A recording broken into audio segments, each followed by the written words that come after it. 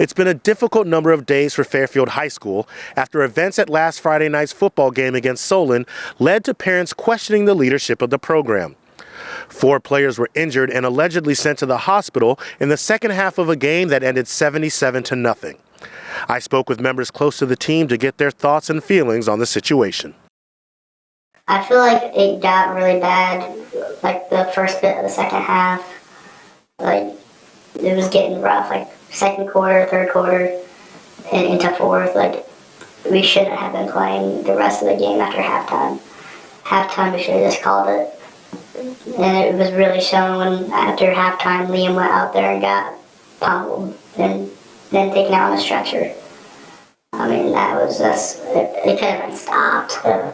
In a game that was very much one-sided, Fairfield players allegedly asked their coaches for the game to be stopped, saying they didn't want anyone else to get hurt in a game where they already came in shorthanded. Head coach Matt Jones had a decision to make.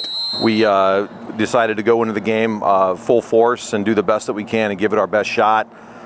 Throughout the game, there were some injuries, and that was tragic. That's the worst thing about football. We have a great game, teaches so many great things, but one of the things that come along with injuries is adversity and next man in mentality. And we didn't forfeit the game.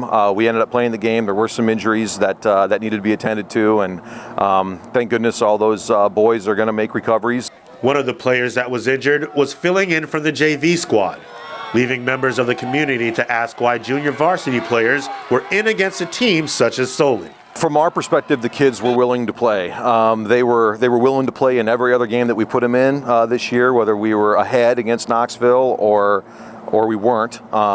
We realized that it was a tough situation. I know that is, but we are trying to teach them life lessons about, hey, don't quit, keep battling.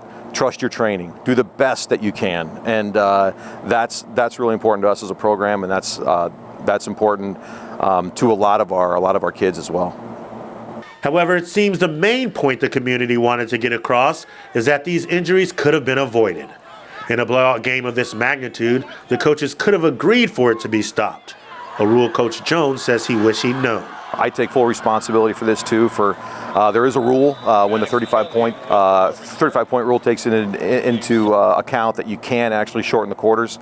I wish I would have known that. I wish there's a lot of people, the referees, people affiliated with Fairfield Football. I wish we would have known that, and I wish we would have been able to talk with the other team and get that done. So I'm the head coach. That's my responsibility, and I feel bad about that. While the last few days have been a trying time for the Fairfield program, for now, Coach Jones wants for him and his players to be able to focus on the future. Well, I wish people could have seen our practice yesterday. It was heartfelt. It was listening, talking, learning. It was validating.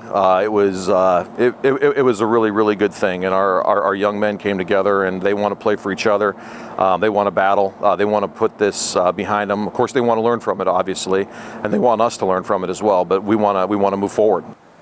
I spoke with the representative of the Iowa High School Athletic Association, who stated that no formal complaints were made against the Fairfield football program. As of now, the Trojans are set to play the Washington Demons this Friday night, where they'll look to move forward. Reporting in Fairfield, I'm A.J. Johnson,